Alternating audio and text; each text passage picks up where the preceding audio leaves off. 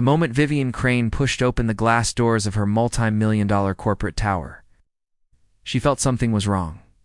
She wasn't supposed to be here. Her entire staff believed she was in Dubai for a business summit. But a sudden instinct, a pressure she couldn't name, had pulled her back to the city and into her own building at nearly midnight. The lobby lights were dimmed, the air humming with the low sound of cleaners finishing their shifts, but everything felt. As she stepped in, her heels echoing through the empty space, a voice from the far corner startled her, a soft voice of a man murmuring something she couldn't quite hear. She followed the sound, turning the corner quietly, almost afraid of what she might find. For everyone watching this story, tell me in the comments where you're watching from. I love knowing where my viewers are in the world. And don't forget to like, share, and subscribe for more stories like this one.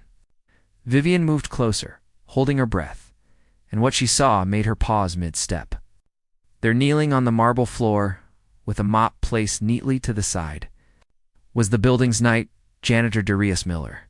A quiet black man she'd barely exchanged more than a polite greeting with in 2 years. But he wasn't cleaning. He wasn't even working. He was holding something in his hands.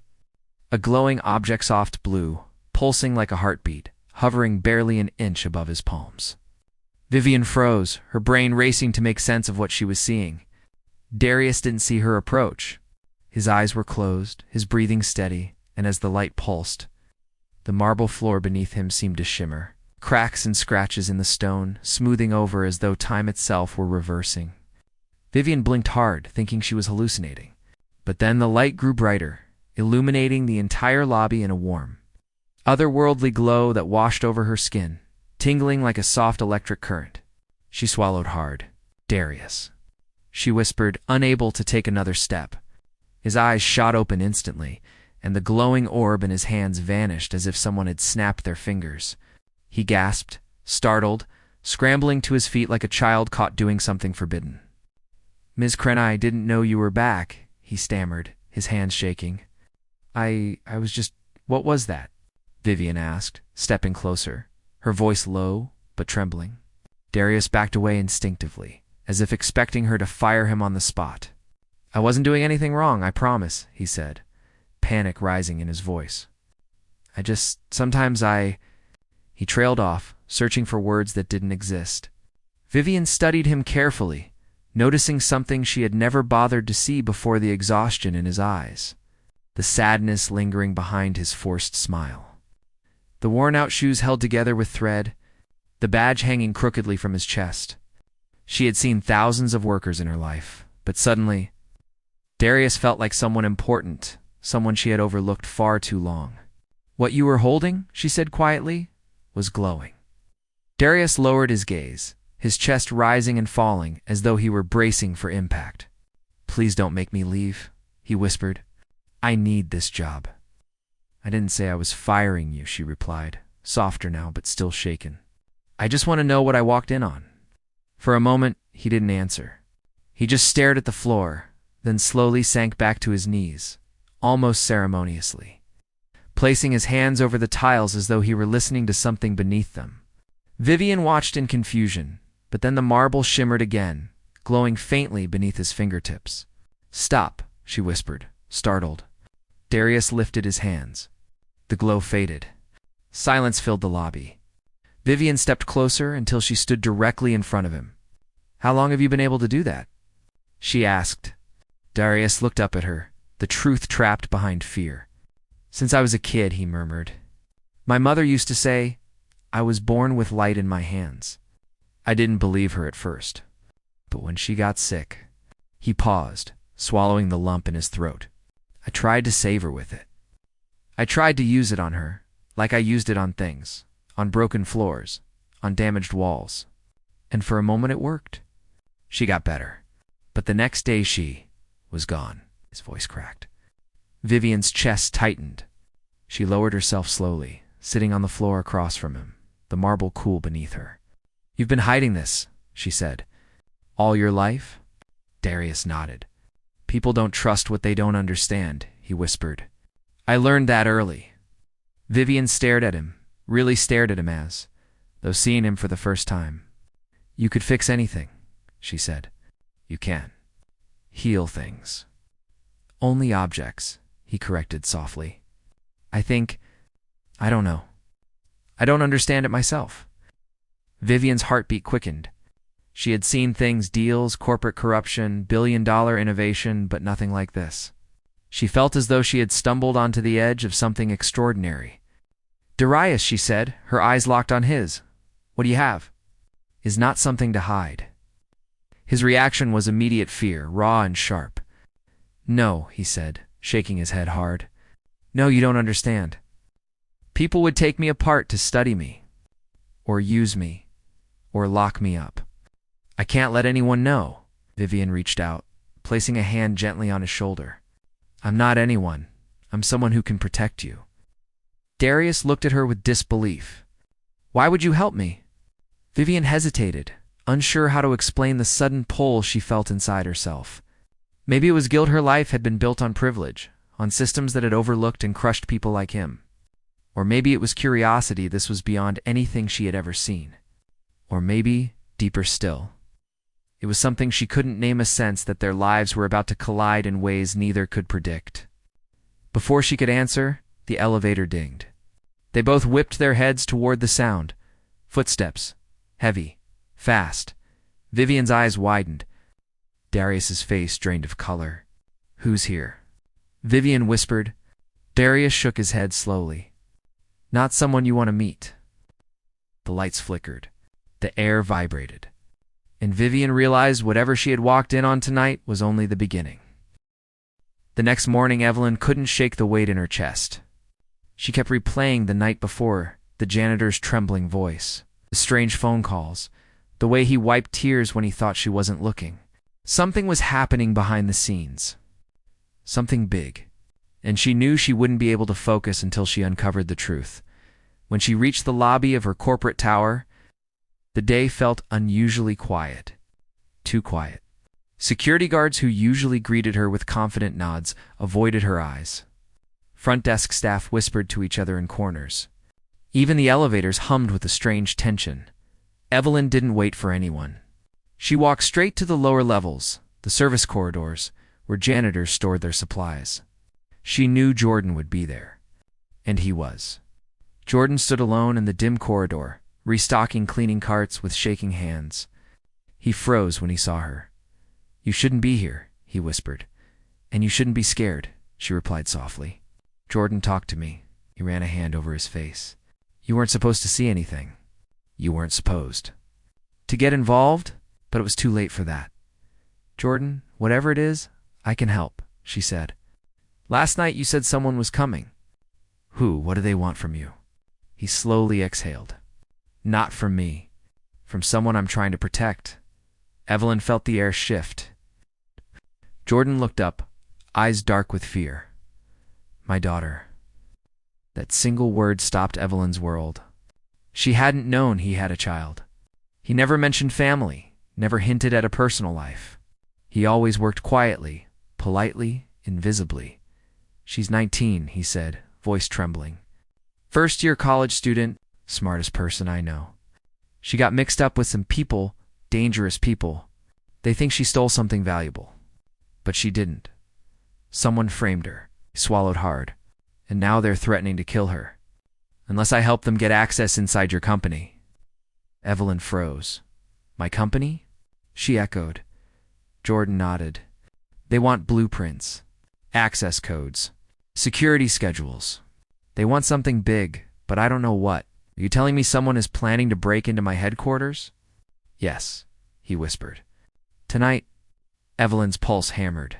The building was a fortress. Every system was layered, encrypted, protected, but someone on the inside. With access, that could change everything. You should have told me, she said quietly. They said if I talked to anyone, especially you, they'd take her. I didn't know what to do. Evelyn placed a hand on his shoulder. You did the right thing by telling me now. We'll protect her. But Jordan shook his head violently. You don't understand. They're already watching. They know everything. Even this conversation might be a loud crash echoed down the hallway. Both of them snapped their heads toward the sound. Footsteps. Heavy. Fast. Approaching. Jordan grabbed her arm. Run. They sprinted down the corridor as shouts erupted behind them. Two men dressed like contractors but too aggressive to be anything ordinary chased after them. Evelyn's heart pounded as she and Jordan burst through a stairwell door. They ran up 2 flights before slipping out onto the executive floor. The men weren't far behind. Jordan ducked into a conference room. Evelyn followed and quietly shut the door. They crouched behind a long table. Muffled voices passed outside, searching, moving fast. When silence finally returned, Jordan whispered, "They weren't supposed to move this early." Evelyn's mind raced. This wasn't theft. This wasn't revenge. This was an organized infiltration. She finally spoke. "Where's your daughter now?" "Hiding," he said. "In a motel outside the city. She's scared out of her mind." Evelyn stood. "Then we get her out. And we take these people down." Jordan looked at her as if she were something he didn't expect: a billionaire who wasn't afraid, who wasn't selfish, who didn't see him as invisible. "I don't want you hurt," he murmured. "And I won't let them hurt you," she replied. They formed a plan. It was reckless, dangerous. It had a high chance of going very wrong, but time was running out.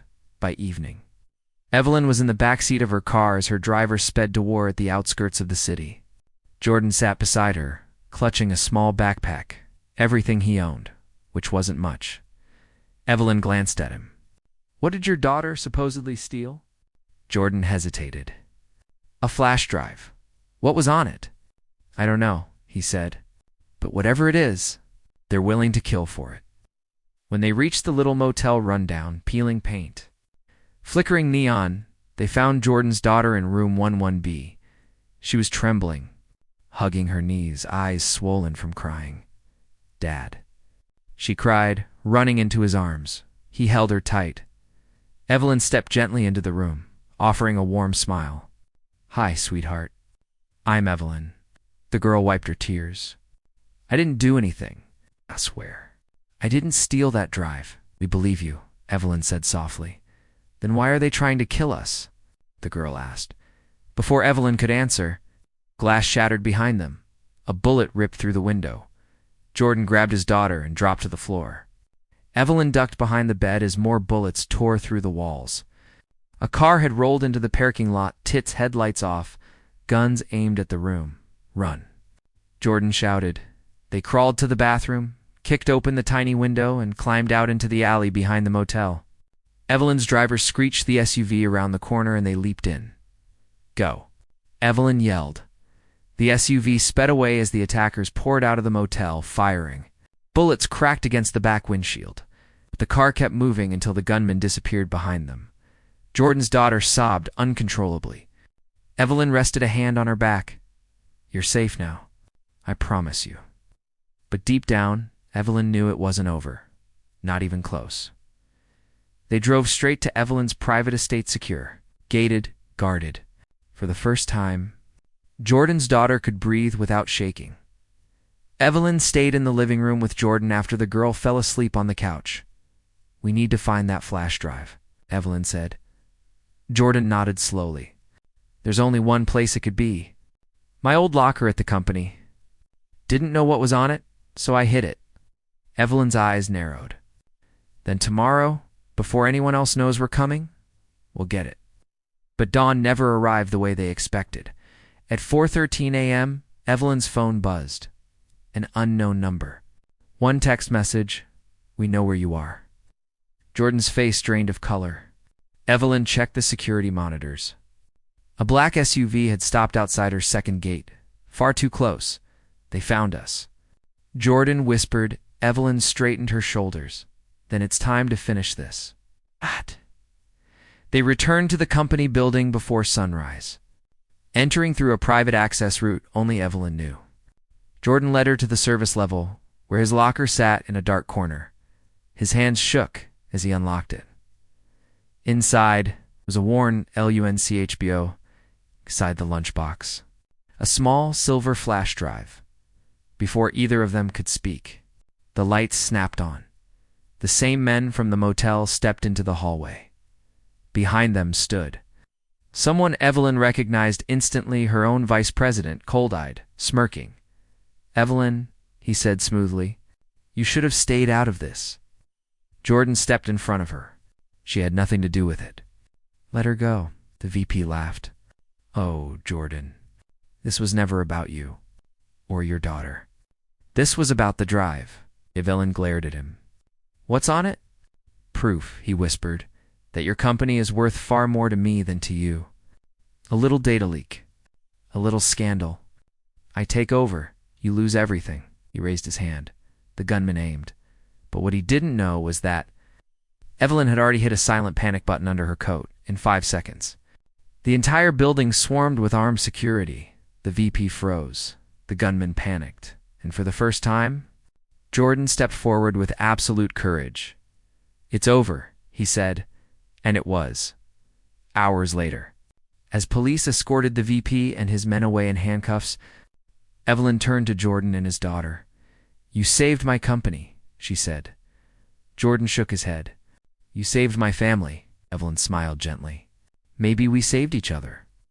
Jordan's daughter hugged her, tears of relief falling freely. Evelyn placed a hand on Jordan's shoulder. "You'll never be invisible in my building again." And from that day forward, Jordan wasn't just a janitor. He was the hero who uncovered a conspiracy bigger than anyone imagined. And Evelyn. She gained something priceless: loyalty, truth, and a family she never knew she needed.